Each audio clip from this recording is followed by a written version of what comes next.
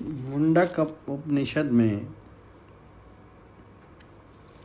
द्वितीय खंड ब्रह्म का स्वरूप निर्देश तथा उसे जानने के लिए आदेश। रूपहीन होने पर भी उस अक्षर को किस प्रकार जानना चाहिए, यह बतलाया जाता है। यह ब्रह्म प्रकाश स्वरूप सबके हृदय में स्थित गुहाचर नाम वाला और महत पद है। इसी में चलने वाले, प्राणन करने वाले और निमेष उन्मेष करने वाले, ये सब समर्पित है। तुम इसे सद्रूप प्रार्थनीय, प्रजाओं के विज्ञान से परे और सर्वोत्कृष्ट जानो। प्रकाश रूप सन्निहित समीप स्थित वाग आदि उपाधियों द्वारा प्रज्वलित होता है, प्रकाशित होता है। ऐसा एक अन्य श्रुति के अनुसार वह शब्द आदि विषयों को उपलब्ध करता सा जान पड़ता है, अर्थात संपूर्ण प्राणियों के हृदय में दर्शन, श्रवण, मनन और विज्ञान आदि उपाधि के धर्मों से आविर्भूत हुआ दिखाई देता है, अतः सन्निहित है। इस प्रकार जो प्रकाशमान ब्रह्म हृदय में सन्निहित सम्यक स्थित है, वह गुहाचर, दर्शन, श्रवण आदि प्रकारों से गुहा बुद्धि में संचार करता है, इसलिए गुहाचर नाम से विख्यात है। वही महत पद है। सबसे बड़ा होने के कारण वह महत है और सबसे प्राप्त किया जाता है अथवा सारे पदार्थों का आश्रय है, इसलिए पद है। वह महत पद किस प्रकार का है सो बतलाते हैं, क्योंकि इस ब्रह्म में ही रथ के नाभि में अरों के समान ये सब कुछ समर्पित अर्थात भली प्रकार प्रवेशित है। ऐजत अर्थात चलने फिरने वालों पक्षी आदि प्राणात जो प्राणन करते हैं, वे प्राण अपान अधिमान मनुष्य और पशु आदि निमेषत च जो निमेष आदि क्रिया वाले और च शब्द के सामर्थ्य में जो निमेष नहीं करने वाले हैं, वे भी इस प्रकार से सब इस ब्रह्म में ही समर्पित है शिष्यगण। ये सब जिस ब्रह्म रूप आश्रय वाले हैं, उसे तुम जानो, समझो। वह सत स्वरूप तुम्हारा आत्मा है, क्योंकि उससे भिन्न कोई सत या असत, मूर्त या अमूर्त अर्थात स्थूल या सूक्ष्म है ही नहीं। और वही नित्य होने के कारण सबका वरेण्य, वर्णीय, प्रार्थनीय तथा प्रजाओं के विज्ञान से परे यानी व्यतिरिक्त है। इस प्रकार इस पर शब्द का व्यवधान युक्त प्रजानाम पद से संबंध है। तात्पर्य ये कि जो लौकिक विज्ञान का अविषय है और वरिष्ठ यानी संपूर्ण श्रेष्ठ पदार्थों में श्रेष्ठतम है, क्योंकि संपूर्ण दोषों से रहित होने के कारण एक वह ब्रह्म ही अत्यंत श्रेष्ठ है। ब्रह्म में मनोनिवेश करने का विधान, जो दीप्तिमान और अणु से भी अणु है तथा जिसमें संपूर्ण लोक और उसके निवासी स्थित है, वही ये अक्षर ब्रह्म है, वही प्राण है तथा वही वाक और मन है, वही ये सत्य और अमृत है। हे सौम्य, उसका भेदन करना चाहिए तो उसका भेदन कर। जो अर्चिमान यानी दीप्तिमान है, ब्रह्म की दीप्ति से ही सूर्य आदि दीप्यमान होते हैं, इसलिए ब्रह्म दीप्तिमान है। और जो शामाक आदि अणुओं से भी अणु सूक्ष्म है। च शब्द से ये समझना चाहिए कि जो पृथ्वी आदि स्थूल पदार्थों से भी अत्यंत स्थूल हैं, जिसमें भूलोक आदि संपूर्ण लोक तथा उन लोकों के निवासी मनुष्य आदि स्थित है, क्योंकि सारे पदार्थ चैतन्य के ही आश्रित प्रसिद्ध हैं। वही सबका आश्रयभूत यह अक्षर ब्रह्म है, वही प्राण है तथा वही वाणी और मन आदि समस्त इंद्रिय वर्ग हैं।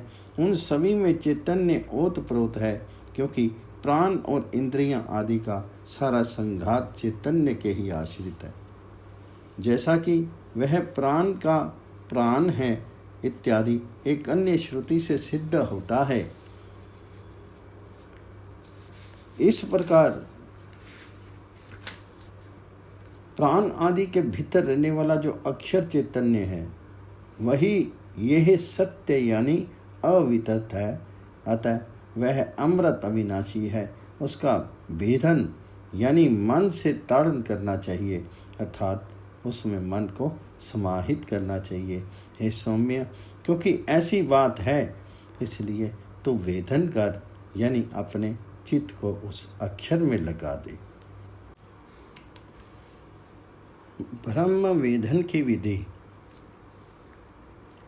उसका किस प्रकार भेदन करना चाहिए सो बतलाया गया है। हे सौम्य, उपनिषद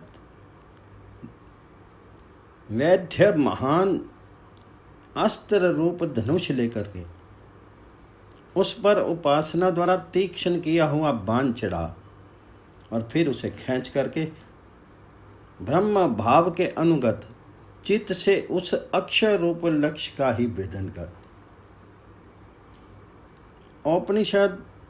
उपनिषदों में वर्णित यानी उपनिषद प्रसिद्ध महाअस्त्र महान अस्त्र रूप धनुष शरासन से लेकर के उस पर बाण चढ़ावें।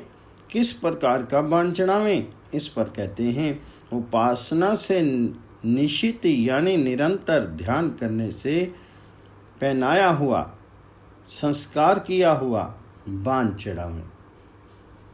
फिर बाण चढ़ाने के अनंतर उसे खींच करके अर्थात इंद्रियों के सहित अंतःकरण को उनके विषयों से हटा अपने लक्ष्य में ही जोड़ करके, क्योंकि इस धनुष को हाथ से धनुष चढ़ाने के समान नहीं खींचा जा सकता।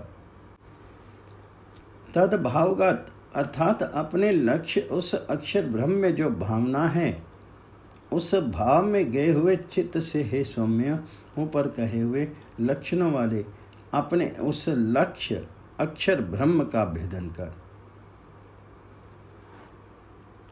भेदन के लिए ग्रहण किए जाने वाले धनुष आदि का स्पष्टीकरण। ऊपर जो धनुष आदि बतलाए गए हैं उसका उल्लेख किया जाता है। प्रणव धनुष्य सोपाधिक आत्मा बाण है और ब्रह्म उसका लक्ष्य कहा जाता है। उसका सावधानता पूर्वक भेदन करना चाहिए और बाण के समान तन में हो जाना चाहिए। प्रणव यानी ओमकार धनुष्य है।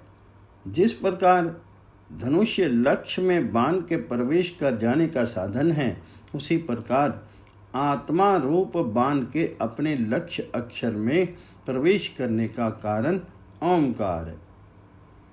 अभ्यास किए हुए प्रणव के द्वारा ही संस्कृत होकर के वह उसके आश्रय से बिना किसी बाधा के अक्षर ब्रह्म में इस प्रकार स्थित होता है जैसे धनुष से छोड़ा हुआ बाण अपने लक्ष्य में। अतः धनुष के समान होने से प्रणव ही धनुष है तथा आत्मा ही बाण है, जो कि जल में प्रतिबिंबित हुए सूर्य आदि के समान इस शरीर में संपूर्ण बौद्ध प्रतीतियों के साक्षी रूप से प्रविष्ट हो रहा है।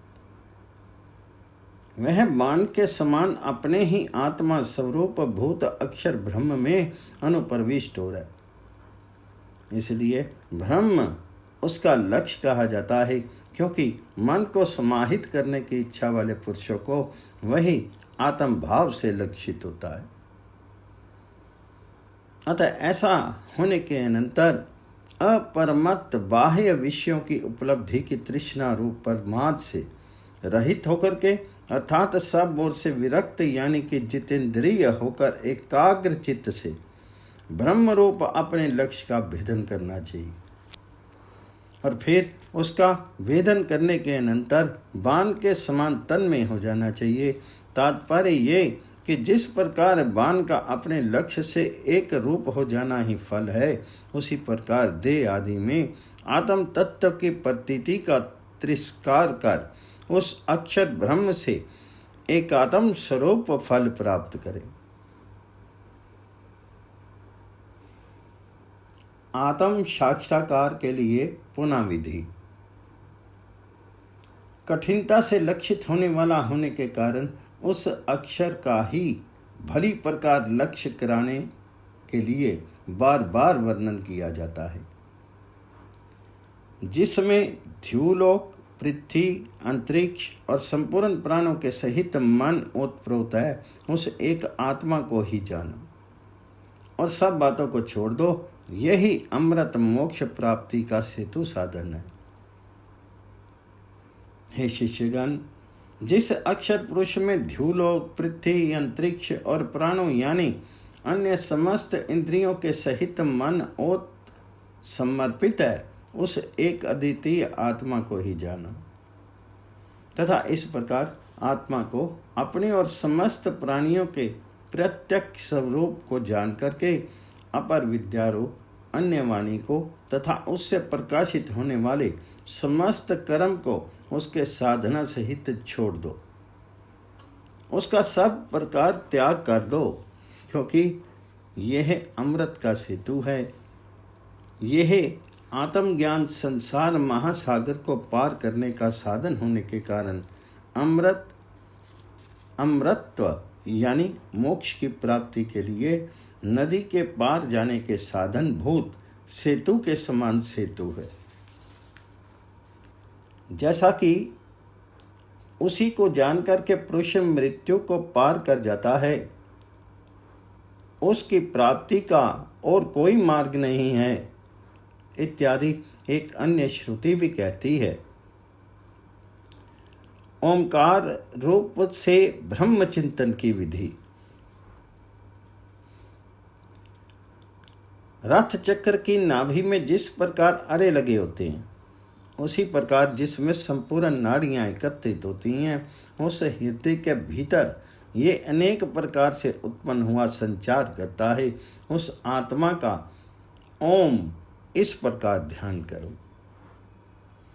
अज्ञान के उस पार गमन करने में तुम्हारा कल्याण हो, अर्थात तुम्हें किसी प्रकार का विघ्न प्राप्त नहीं हो।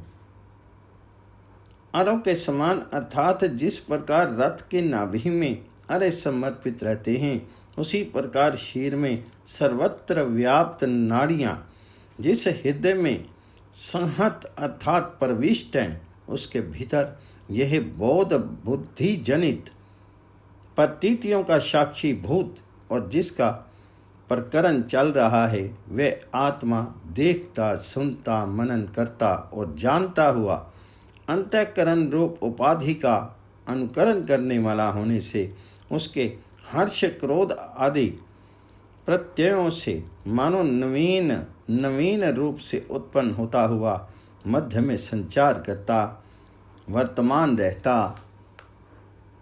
इससे लौकिक पुरुष वह हर्षित हुआ, वह क्रोधित हुआ ऐसा कहा करते हैं। उस आत्मा को ओम इस प्रकार और उपयुक्त कल्पना से ओंकार को आलंबन बना करके ध्यान यानी चिंतन करो। विद्वान आचार्य को शिष्यों से जो कुछ कहना था वह कह दिया।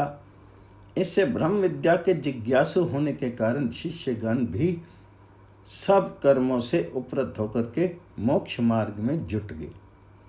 अतः आचार्य उन्हें निर्विघ्नता पूर्वक ब्रह्म प्राप्ति का आशीर्वाद देते हैं।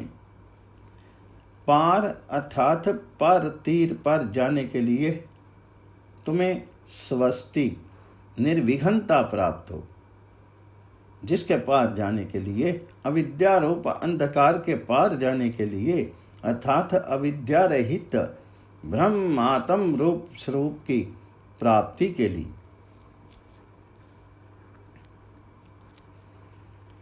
अपर ब्रह्म का वर्णन तथा उसके चिंतन का प्रकार।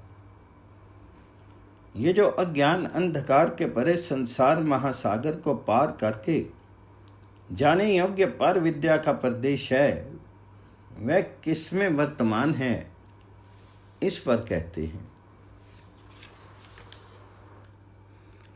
जो सर्वज्ञ और सर्ववित्त है और जिसकी ये महिमा भूलोक में स्थित है, वह ये आत्मा दिव्य ब्रह्मपुर आकाश हृदय आकाश में स्थित है।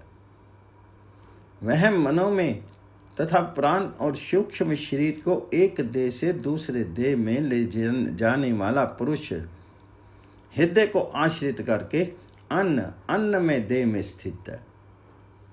उसका विज्ञान अनुभव होने पर ही विवेकी पुरुष जो आनंद स्वरूप अमृत ब्रह्म प्रकाशित हो रहा है, उसका सम्यक साक्षात्कार करते हैं। जो सर्वज्ञ और सर्ववित्त है, इसकी व्याख्या पहले की जा चुकी है। उसी के फिर और विशेषण बतलाते हैं। जिसकी ये प्रसिद्ध महिमा यानी कि विभूति है, वह महिमा क्या है?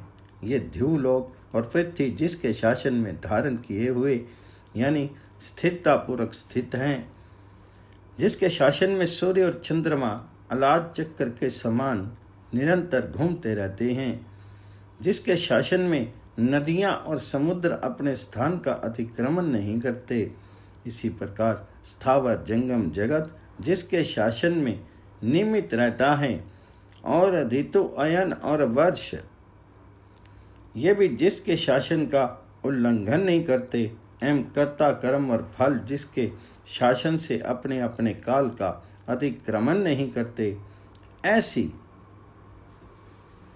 ये महिमा संसार में जिसकी है, वह ऐसी महिमा वाला सर्वज्ञ देव दिव्य द्युतिमान यानी समस्त बुद्धि जनित प्रत्ययों से होने वाले प्रकाश युक्त ब्रह्मपुर में, क्योंकि चैतन्य स्वरूप से इस हृदय कमल स्थित आकाश में ब्रह्म की सदा अभिव्यक्ति होती है, इसलिए हृदय कमल ब्रह्मपुर है। उसमें जो आकाश है, उस हृदय पुंडरीक अंतर्गत आकाश में प्रतिष्ठित स्थित हुआ सा उपलब्ध होता है। इसके सिवा आकाशवत सर्वव्यापक ब्रह्म का आना जाना अथवा स्थित होना और किसी प्रकार संभव नहीं है। वह हृदय आकाश में स्थित वही आत्मा मनोवृत्ति से ही अनुभव किया जाता है, इसलिए मन रूप उपाधि वाला होने से वह मनों में है, तथा प्राण शरीर नेता प्राण और शरीर का नाम प्राण शरीर है, उसे यह एक स्थूल शरीर से दूसरे शरीर में ले जाने वाला है। ये हृदय अर्थात बुद्धि को उसके पुंडरीक आकाश में आश्रित कर अन्न यानी खाए हुए अन्न के परिणाम रूप और निरंतर बढ़ने घटने वाले पिंड रूप अन्न में देह में स्थित है, क्योंकि हृदय में स्थित होना ही आत्मा की स्थिति है, अन्यथा अन्न में आत्मा की स्थिति नहीं है। धीर विवेकी पुरुष शास्त्र और आचार्य के उपदेश से प्राप्त तथा शम दम ध्यान सर त्याग एवं वैराग्य से उत्पन्न हुए विशेष ज्ञान द्वारा उस आत्म तत्व को सर्वत्र परिपूर्ण देखते यानी अनुभव करते हैं, जो आनंद स्वरूप संपूर्ण अनर्थ दुख आयास से रहित सुख स्वरूप एवं अमृत में सदा अपने अंतःकरण में ही विशेष रूप से भास रहा है। ब्रह्म साक्षात्कार का फल। इस परमात्म ज्ञान का ये फल बतलाया जाता है। उस परावर अर्थात कारण कार्य रूप ब्रह्म का साक्षात्कार कर लेने पर इस जीव की हृदय ग्रंथि टूट जाती है, सारे संशय नष्ट हो जाते हैं और इसके कर्म क्षीण हो जाते हैं। इसके हृदय में जो कामनाएं आश्रित हैं इत्यादि अन्य श्रुति के अनुसार हृदय ग्रंथि बुद्धि में स्थित अविद्या वासना में काम को कहते हैं।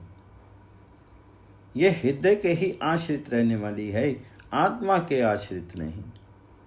उस आत्म तत्व का साक्षात्कार होने पर यह भेद अर्थात नाश को प्राप्त हो जाती है तथा लौकिक पुरुषों के ज्ञेय पदार्थ विषय संपूर्ण संदेह जो उनके मरण पर्यंत गंगा प्रवाहवत प्रवृत्त होते रहते हैं, विच्छिन्न हो जाते हैं, जिसके संशय नष्ट हो गए हैं और जिसकी अविद्या निवृत्त हो चुकी है। ऐसे इस पुरुष के जो विज्ञान उत्पत्ति से पूर्व जन्मांतर में किए हुए कर्म फलोन्मुख नहीं हुए हैं और जो ज्ञान उत्पत्ति के साथ साथ किए जाते हैं, वे सभी नष्ट हो जाते हैं, किंतु इस वर्तमान जन्म को आरंभ करने वाले कर्म क्षीण नहीं होते, क्योंकि उसका फल देना आरंभ हो जाता है।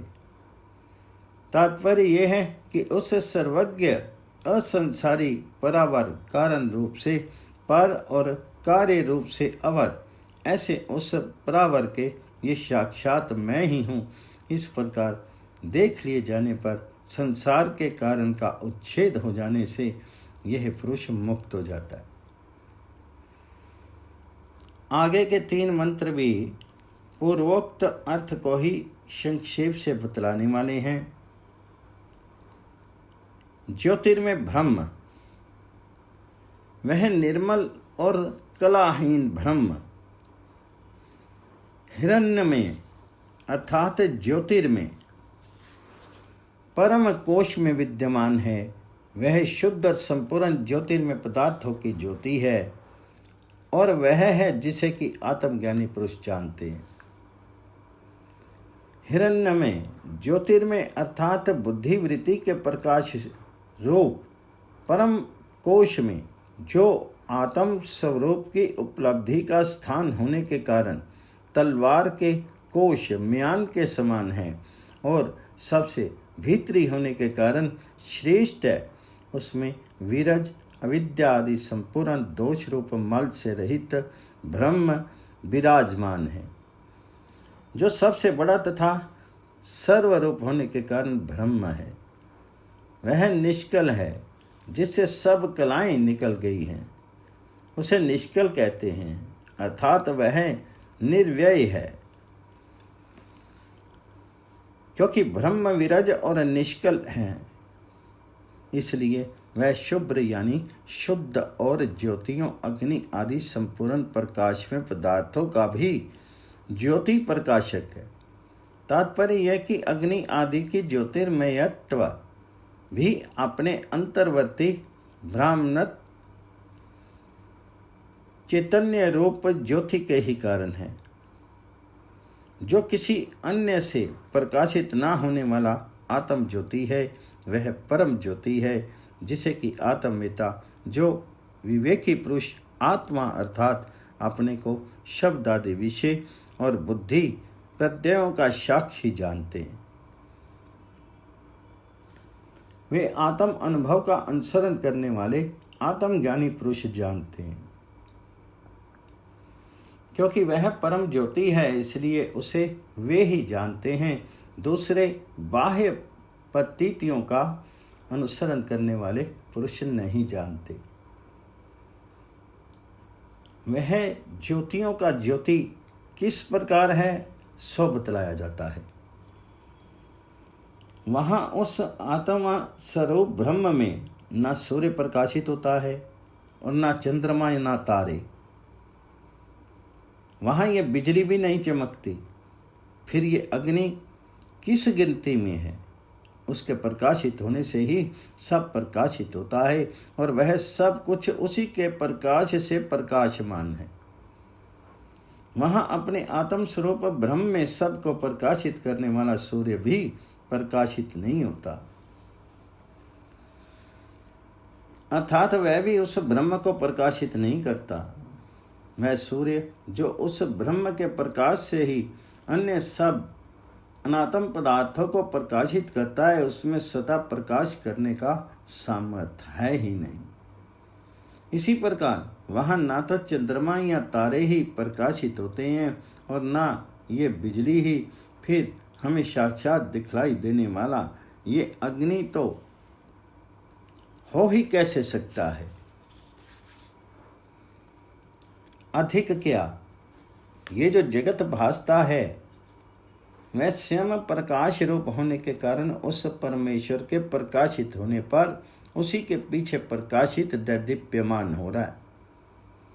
जिस प्रकार अग्नि के संयोग से जल और उल्मोक अर्थात अंगारा आदि अग्नि के प्रज्वलित होने पर उसके कारण जलाने लगते हैं, स्वतः नहीं जलाते, उसी प्रकार ये सूर्य आदि संपूर्ण जगत उस पर ब्रह्म के प्रकाश तेज से ही प्रकाशित होता है। क्योंकि ऐसी बात है, इसलिए वह ब्रह्म ही कार्यगत विविध प्रकार से विशेष रूप से प्रकाशित हो रहा है। इससे उस ब्रह्म की प्रकाश रूपता स्वतः ज्ञात हो जाती है। जिसमें स्वयं प्रकाश नहीं है वह दूसरे को भी प्रकाशित नहीं कर सकता, क्योंकि घट आदि पदार्थों में दूसरों को प्रकाशित करना नहीं देखा जाता तथा प्रकाश स्वरूप सूर्य आदि में वह देखा जाता है।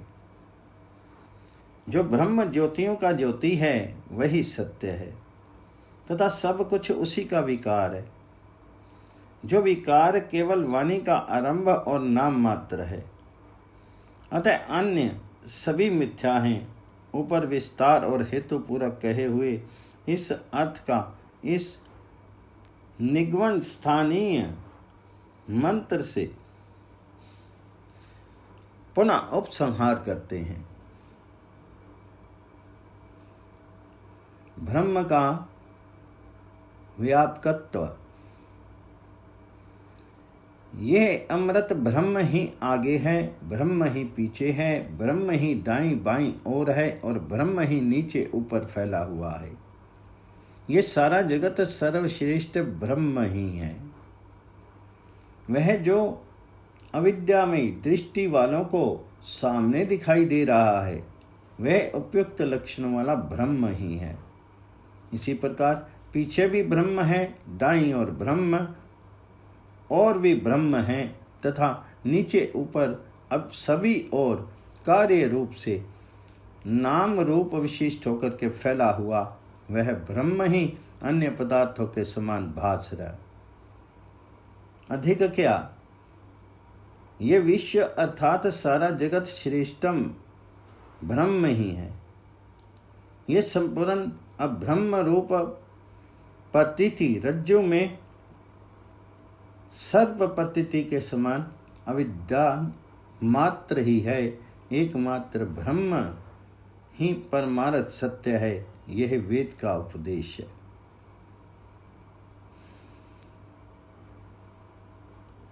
द्वितीय मुंडके द्वितीय खंड समाप्तम इदम द्वितीयम मुंडकम। ओम।